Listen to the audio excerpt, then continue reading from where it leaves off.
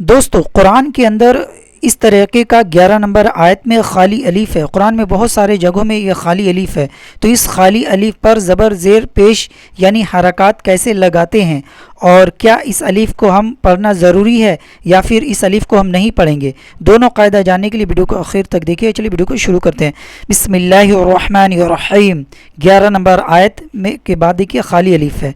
تو عربی گرامر کا رولز اور قاعدہ یہ ہے کہ الف کے بعد لام آ جائے تو خالی الف پر زبر لگا دینا ہے اور اس کو الذی یصلی النار الکبری اس طریقے سے پڑھنا ہے.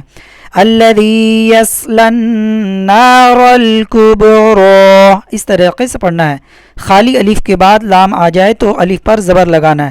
تو زبر کا قاعدہ لام کے ساتھ ہے. یہ کلیئر ہو گیا، ٹھیک ہے. اکثر لوگ یہ قاعدہ سمجھ نہیں پا رہے. زبر کا قاعدہ خالی الف کے اوپر زبر کا قاعدہ لام کے ساتھ ہے تو زبر لگا دینا ہے. لام نہیں ہے تو زبر کا قاعدہ ختم، بچ گئے زیر اور پیش، ٹھیک ہے. تو اگر یہ سارے جھنجٹ سے بچنا چاہتے ہیں کہ الف کے اوپر زبر زیر پیش لگانے کا جھنجٹ آپ سے بچنا چاہتے ہیں تو کیا کرنا ہے، اس یہاں 11 نمبر آیت میں آپ کو رکنا نہیں ہے اور الف کو پڑھنا نہیں ہے.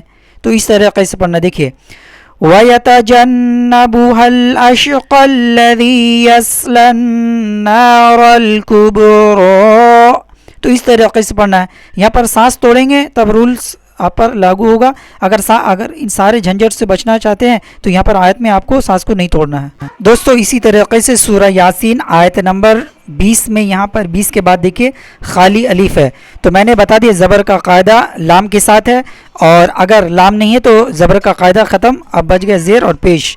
تو یہاں پر دیکھیے 20 نمبر آیت سورہ یاسین کے بعد 20 نمبر آیت کے بعد دیکھیے خالی الف ہے. تو الف کے بعد دیکھیے لام ہے نہیں تو زبر کا قاعدہ پورا یہاں سے ڈکلیئر یعنی ختم. یہاں پر بچ گیا زیر اور پیش. تو جب لام نہیں آئے تو زبر لگے گا نہیں تو زیر اور پیش لگے گا. تو اس کے لیے کیا کرنا ہے، قاعدہ رولس یہ ہے کہ آپ کو تیسرے حرف پر دیکھنا ہے. الف 1 تا 2 اور با 3. تو یہاں پر دیکھیے با کے نیچے زیر ہے تو الف کے نیچے زیر لگا دینا ہے اور اگر با پر پیش ہے تو پیش لگا دینا ہے، ٹھیک ہے. تو تینوں قاعدہ میں نے آپ کو بتا دیا ہے کیونکہ زبر کا قاعدہ لام کے ساتھ ہو گیا اور زبر الف کے بعد لام نہیں ہے تو زبر لگے گا نہیں. اب تیسرے حرف پر زیر ہے تو الف کے نیچے زیر، پیش ہے تو پیش، اگر جبر بھی ہوگا تو بھی الف کے نیچے زیر ہی لگانا کیونکہ زبر کا قاعدہ لام کے ساتھ ہے. تو آئی ہوپ کہ آپ کو اچھے طریقے سے سمجھ میں آ گیا ہوگا کہ حرکات کیسے لگاتے ہیں اور یہ سارے جھنجٹ سے بچنا چاہتے ہیں. یہاں پر بھی اگر آپ اس الف کو نہیں پڑھنا چاہتے ہیں اور قاعدہ رولس نہیں اتنا سمجھنا نہیں چاہتے ہیں تو آپ کو یہاں پر سانس کو توڑنا نہیں ہے 20 نمبر آیت میں.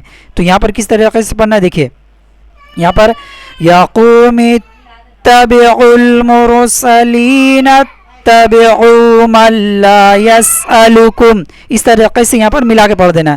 تو آپ کو کوئی قاعدہ یہاں پر سمجھنے کا درکار نہیں ہے. تو دوستو ویڈیو پسند ہے ویڈیو کو لائک اینڈ شیئر، چینل کو سبسکرائب ضرور کیجیے گا. ملتے ہیں اگلے نیکسٹ ویڈیو میں. السلام علیکم ورحمۃ اللہ وبرکاتہ.